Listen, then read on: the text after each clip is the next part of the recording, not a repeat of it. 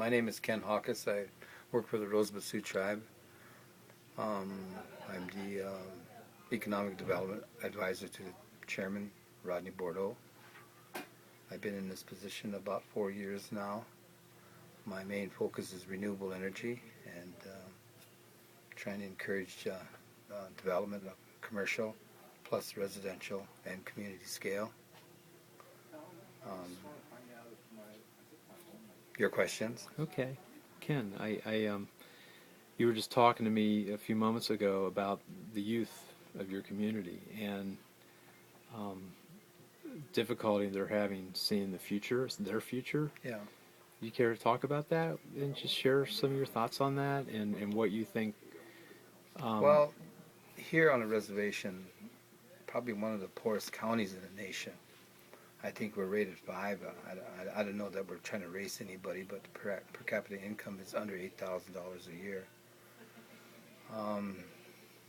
We have huge unemployment. Probably in the dead of winter, we probably go down to about 80% unemployed of our people. And overcrowding is incalculable. What happens In the home? in a home? Yeah. Mm-hmm.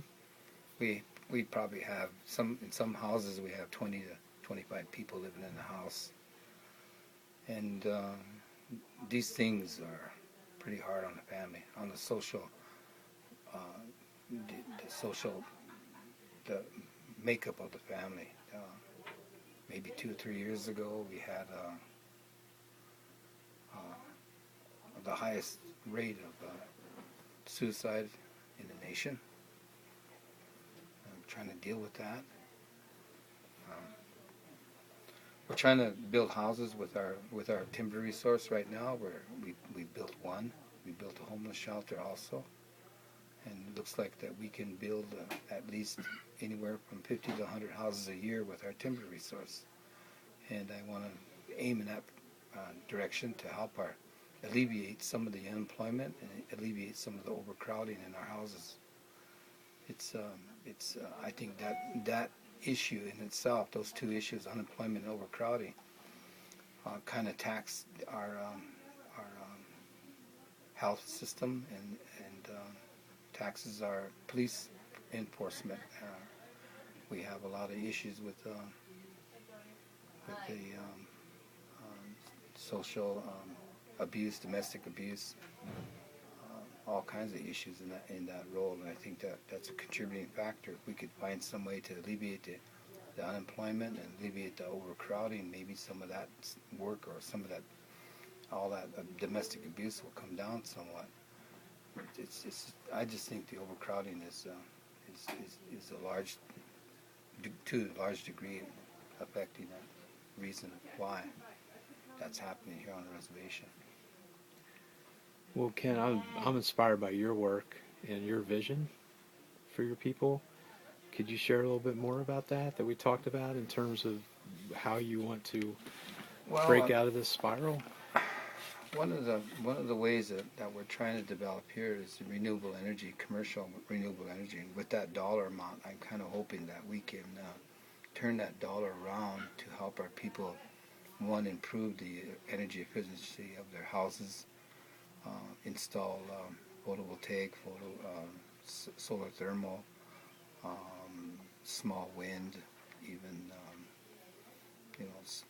solar air panels, whatever it takes to bring down the cost of that of the energy that comes off the grid. Not completely disconnect them, but bring the cost way down. Right now, we're having people with electric bills, especially on the west side of the reservation, upwards of $400 a month. All electric houses. Right now, that's hard to when you're on a fixed income and your fixed income is $600 a month. More than half your dollars is going towards heating your house. And where's the food dollar come from? Now, I'm sure that there's food stamps out there, and EBT does help.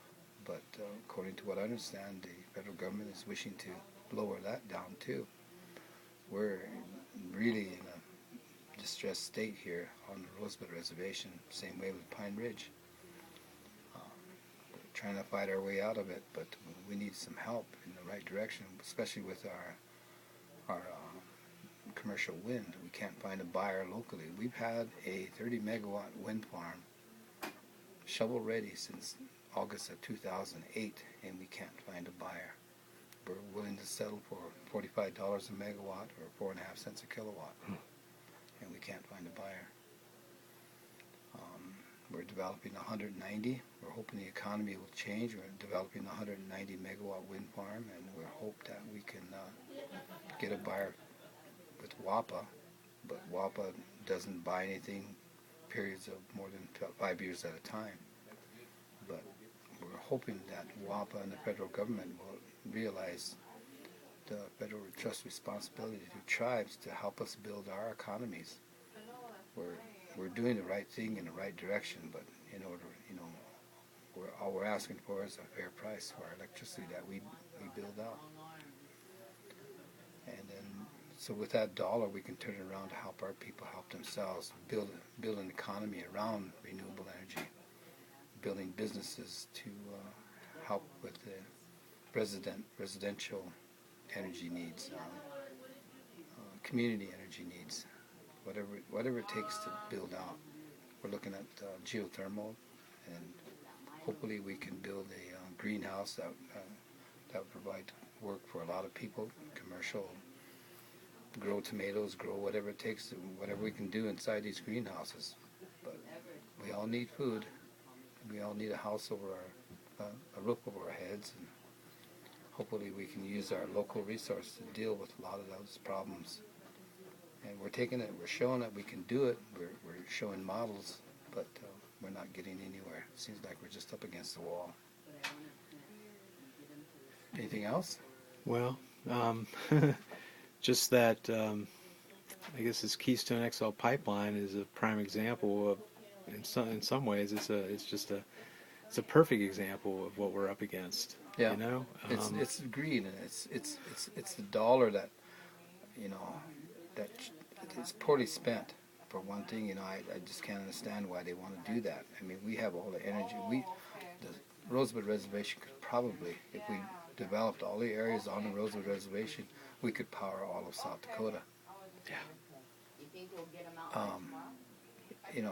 Maybe we could power South Dakota, Nebraska, and North Dakota. We have the land, we have the wind resource. It just blows across here every day. To me, electricity is the fuel of the future. It's not fossil fuels. And we can make electricity anywhere. So it's a hope on my side that we stop thinking about using fossil fuels so much.